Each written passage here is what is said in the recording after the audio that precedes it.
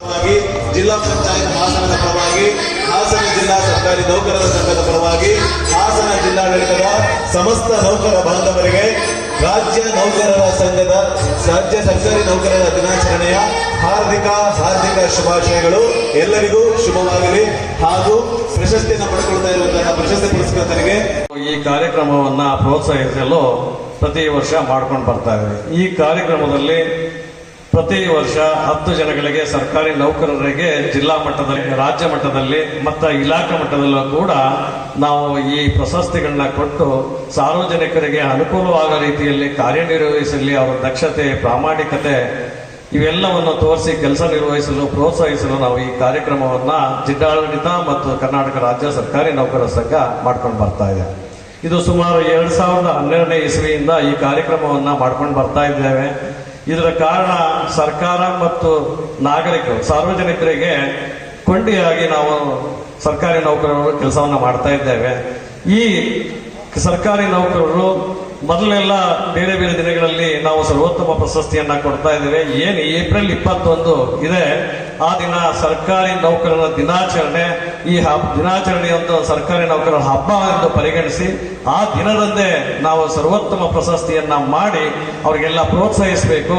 ಈ ಪ್ರೋತ್ಸಾಹದಿಂದ ಅವರ ಪ್ರಾಮಾಣಿಕತೆ, ಅವರ ದಕ್ಷತೆ, ಅವರ ಸಮರ್ಥತೆಯನ್ನು ಗುರುತಿಸಿ ನಾವು ಈ ಪ್ರಶಸ್ತಿಯನ್ನು ನೀಡಿ ಸಾರ್ವಜನಿಕರಿಗೆ ಅನುಕೂಲ ಆಗುವಂತಹ ಕೆಲಸಗಳನ್ನ ನಾವು ಮಾಡಬೇಕು. ಬೇರೆಯವರು ಅವರನ್ನು ನೋಡಿ ಕಲಿಬೇಕು.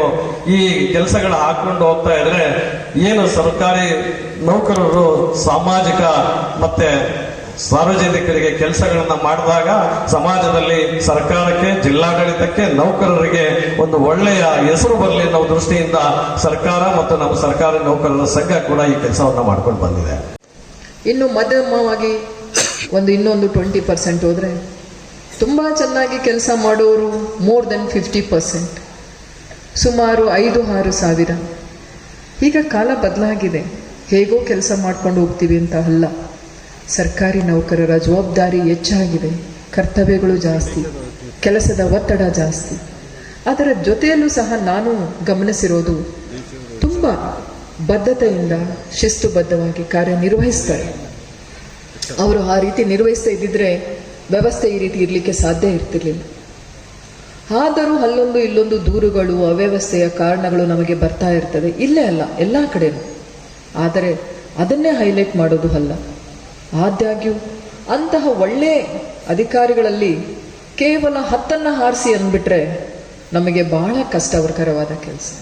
ಬರೀ 10 ಹಾರಿಸ್ಬೇಕು ಅಂತಾರೆ. ನಮಗೆ 100 ಆದರೂ ಹೇಳಲ್ಲ, 200 ಅನ್ನಲ್ಲ. ಬರೀ 10 ಜನನ ಹೇಗೆ? ಅದರರ್ಥ ಏನು ಅಂದರೆ ಎಲ್ಲರೂ ಸಮಾನವಾಗಿ ಕೂತಿದ್ದಾರೆ, 10 ಜನನ ಪಿಕ್ ಮಾಡಿ, ಬಹಳ ಕಷ್ಟದ ಕೆಲಸ. ಸೊ ಹಾಗಾಗಿ ಹೇಳ್ತಾ ಇದ್ದೀನಿ, ಏನೋ ಆಯ್ಕೆ ಆಗಿದ್ದೀರಿ, ಅವರಿಗೆ ಅಭಿನಂದನೆಗಳು. ಆದರೆ ಆಯ್ಕೆ ಆಗಿಲ್ಲಲ್ಲ, ಅವರಿಗೆ ಅವರ 2ರಷ್ಟು ಅಭಿನಂದನೆಗಳು. ಯಾಕಂದ್ರೆ ಅಷ್ಟು ಒಳ್ಳೆಯ ಯಾಕಂದ್ರೆ ನಾನು ಮಾಡೋ ಕೆಲಸಕ್ಕೆ ವ್ಯಾಲಿಡೇಷನ್ ಬೇಕಾಗಿಲ್ಲ.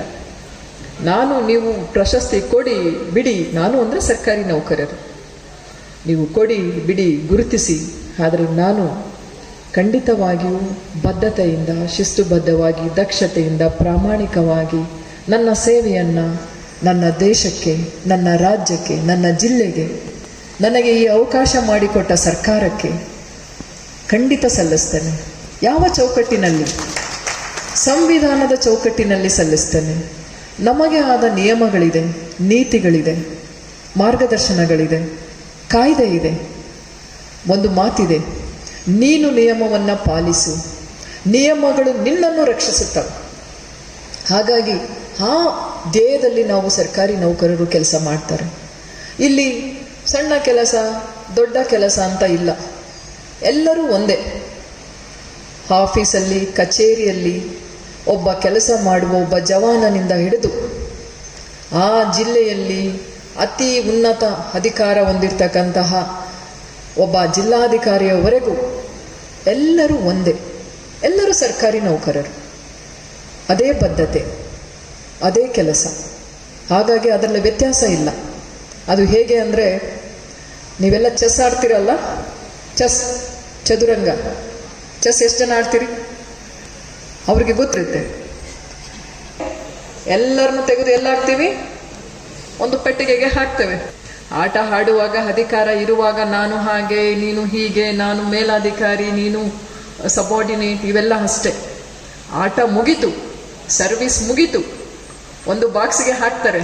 ಅಲ್ಲಿ ಎಲ್ಲರೂ ಏನು, ಎಲ್ಲರೂ ಒಂದೇ, ಆ ಬಾಕ್ಸಲ್ಲಿ ಎಲ್ಲರೂ ಒಂದೇ. ಸರ್ವಿಸ್ ಇರೋವರೆಗೂ ಅಷ್ಟೇ ಇವೆಲ್ಲ ಪದವಿಗಳು, ಪದೋನ್ನತಿಗಳು ಅಲ್ಲ.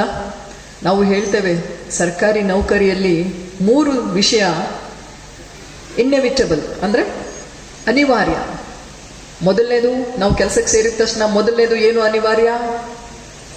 ವರ್ಗಾವಣೆ, ಏನು? ಟ್ರಾನ್ಸ್ಫರ್. ಎರಡನೇದು ಪ್ರಮೋಷನ್. ಏನು ಕೆಲಸಕ್ಕೆ ಸೇರಿಬಿಟ್ಟಿದ್ದೇನೆ, ಸರ್ಕಾರಿ ನೌಕರಿ, ಪ್ರಮೋಷನ್ ಬೇಕೇ ಬೇಕು. ಸಿಗಲಿಲ್ಲ ಅಂದರೂ ಹಠ ಮಾಡಿ, ಫೈಟ್ ಮಾಡಿ, ಸ್ಟ್ರಗಲ್ ಮಾಡಿ ಹೆಂಗೋ ಪ್ರಮೋಷನನ್ನು ಗಿಟ್ಟಿಸ್ಕೋತೀವಿ. ಪ್ರಮೋಷನ್ ಬೇಕೇ ಬೇಕು. 1, 2 ಎಷ್ಟು ಗೊತ್ತಿಲ್ಲ, ಪ್ರಮೋಷನ್ ಬೇಕೇ ಬೇಕು. ಇನ್ನು 3ನೇದು ಇನ್ನೇನು ಅನಿವಾರ್ಯ? ರಿಟೈರ್ಮೆಂಟ್. ನೌಕರ ಮಿತ್ರರೇ, ಇಂದಿನ ಕಾರ್ಯಕ್ರಮದಲ್ಲಿ ನಮಗೆ ಸ್ವಲ್ಪ ಭಾಳ ಕಠಿಣವಾದ ಕೆಲಸ ಇತ್ತು. ಏನು ತುಂಬ ಕಠಿಣವಾಗಿದ್ದು ಅಂದರೆ,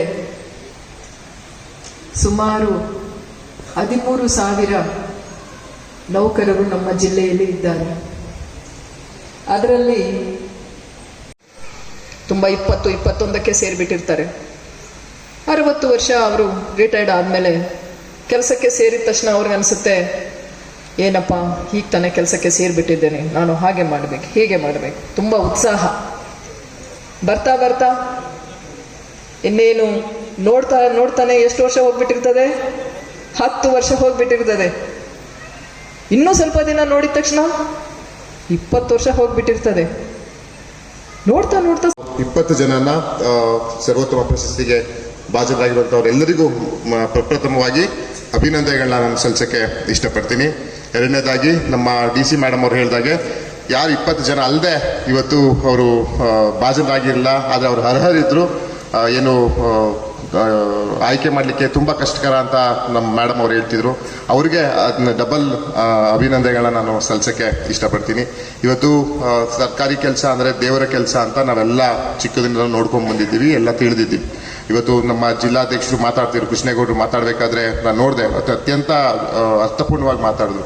ಜನರಿಗೆ ನಾವು ರಾಜಕಾರಣಿಗಳಾಗಿರ್ಬೋದು, ನಮ್ಮ ಅಧಿಕಾರಿ ವರ್ಗದಾಗಿರ್ಬೋದು, ಮೊದಲನೇದಾಗಿ ಗೌರವವಾಗಿ ಪ್ರೀತಿಯಿಂದ ಮಾತಾಡ್ಸಿದ್ರೆ 50% ಕೆಲಸ ಅವ್ರು ಅಲ್ಲೇ ಸುಮ್ಮನಾಗ್ಬಿಡ್ತಾರೆ. ಆ ಕೆಲಸ ಆಗಲಿ ಬಿಡಲಿ ಅಲ್ಲೇ ಅವರು ಸಮಾಧಾನವಾಗಿ ಆಗ್ತಾರೆ. ಹಾಗಾಗಿ ಮೊದಲು ನಮಗೆ ತಾಳ್ಮೆ ಮುಖ್ಯ.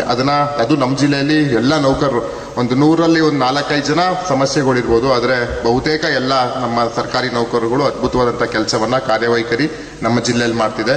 ಅದಕ್ಕೆ ನಮ್ಮ ಪ್ರಗತಿನೇ ನೋಡ್ಬೋದು. ನಮ್ಮ ಜಿಲ್ಲೆಯಲ್ಲಿ ಎಲ್ಲ ಹಂತದಲ್ಲೂ ಟಾಪ್ 5 ಒಳಗಡೆ ಎಲ್ಲದರಲ್ಲೂ ಪ್ರಗತಿಯಲ್ಲಿ ನಾವಿದ್ದೇವೆ. ಅದಕ್ಕೆ ಎಲ್ಲ ವಿವಿಧ ವೃಂದದ ಎಲ್ಲ ಅಧಿಕಾರಿಗಳು ಇದಕ್ಕೆ ಕಾರಣಕರ್ತರಾಗಿರ್ತಾರೆ. ಅದು group D, C, B, A ಅಲ್ಲಿವರೆಗೂ ಎಲ್ಲರೂ ಕಾರಣಭೂತರಾಗಿರ್ತಾರೆ. ಎಲ್ಲರಿಗೂ ತಾಳ್ಮೆ ಮುಖ್ಯ ಅನ್ನೋದು ನನ್ನ ಮೊದಲನೇ ಒಂದಿದು.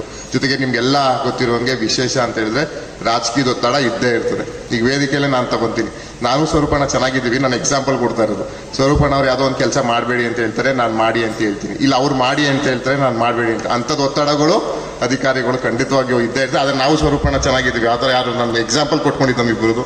ಆ ರೀತಿ ಒತ್ತಡಗಳು ಖಂಡಿತ ಅದು ಇರ್ತದೆ. ಅದನ್ನೆಲ್ಲ ನೀವು ಸಹಬಾಳಿಸ್ಕೊಂಡು ಪ್ರಾಮಾಣಿಕವಾಗಿ ಕೆಲಸ ಮಾಡ್ಕೊಂಡು ಹೋಗ್ತಿದ್ವಿ. ಅತ್ಯಂತ ಇದೊಂದು ಖುಷಿಯಾದಂತಹ ದಿನ.